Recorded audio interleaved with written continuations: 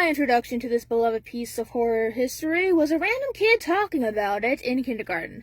Hi, I'm Magnolia, aka Flower32, and Fnaf is one of my special interests. On my old channel, I had a video talking about how my anxiety intersected with my love of horror, and in that video was a segment talking about how I came across Five Nights at Freddy's and just started to enjoy it. That video is now gone, so I'm just going to give a brief recap of it here. One day in elementary school, a random kid, I forget the context or what prompted him, but a random kid was talking about how his brother had bought some Five Nights at Freddy's suits and they would come alive at night and try to kill his family, or how him and his cousin went into a barn and found a Nightmare Freddy suit that cut his cousin in half and tried to eat him. Being an adult, I realized that these stories are fake, and as a kid, I figured they were fake as well, but I had undiagnosed OCD and a very wild imagination that, combined, I ended up being scared of anything to do with robot bears or pirate foxes for months.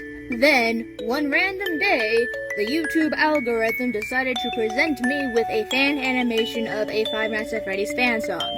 However, I did not realize it was a Five Nights at Freddy's fan song until about 3 animation videos in, and I was like, oh, this is cute. Why does that fox have an eye patch? Why does that bear have a top hat? But the designs of them were cute, and I wasn't afraid of them. And so I kept watching animated videos, and I kept listening to fan songs because the songs were really good. And then one day YouTube decided to toss me a Game Theory video, and it was downhill from there. Something about watching the story be picked out from the environment scratched my brain in a way that I was unable to let it go. Something in my brain just got dopamine from watching the story be picked apart and put together compared to real life, and specifically the way that Game Theory presented the information was very fascinating as well. That's why I still watch them and all their side channels. I was about 12 when I first truly became a fan, which means it was about when Fnaf 4 came out, meaning I got to watch people rip apart this game trying to understand what it was trying to tell us. I got to watch people form angry mobs about the books, and I got to watch Fnaf World be buried in the dirt and almost entirely forgotten about until, like, Old Man Consequences showed up in Ultimate Custom Night, and we still don't know why he's there. Although, if I'm being honest, I do enjoy Fnaf World just as a spare in my free time game. I like bright colors. Judge me if you want.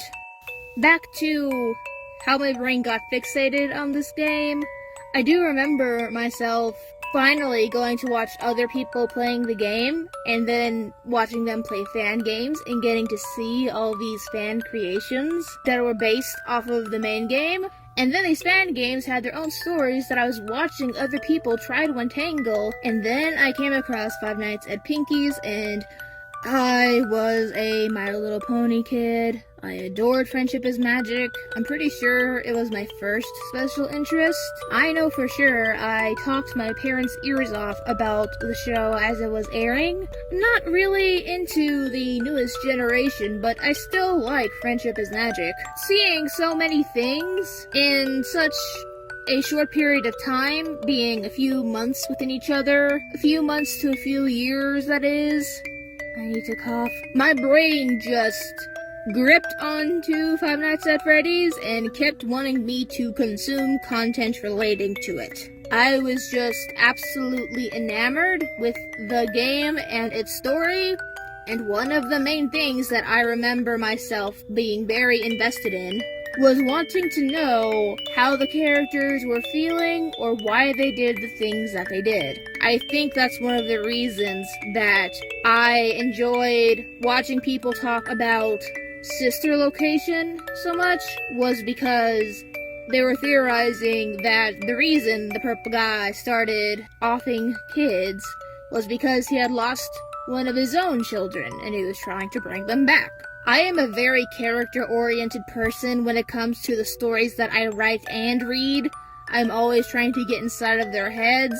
The reveal of the night guard we're playing as being the son of our purple guy was very fascinating to me, because why else would somebody spend their nights in that place other than They are trying to atone for not only their own sins, but the sins of the Father. Speaking of our night guard, when Pizzeria Simulator came out, I was so excited because I got to watch Game Theory play it live, and I got to watch a bunch of other YouTubers play it live.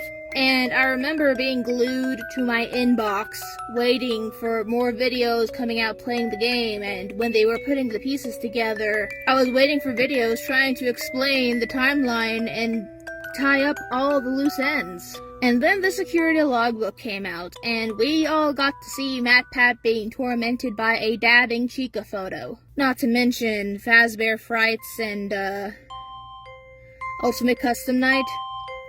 That game is another one that I've played, and it is very fun. And it was so simple on the surface until you looked just a bit closer at some of the lines, and there was just a downward spiral from there. I also have Fnaf VR, and apart from the DLC, I have completely completed it. The only thing in the DLC that I have not figured out yet is just the hallway game. I haven't figured it out. Of course, my autism did not get diagnosed. Diagnosed? What accent is this? Of course, my autism did not get diagnosed until I was 19, meaning I didn't realize it was a special interest until after that. I really just wanted to make a video talking about how something I was very scared of as a kid ended up being a very strong sense of joy. This channel is mainly just me yapping about whatever I feel like and sharing anything I create, whether it be art, stories, or the handful of times I make music.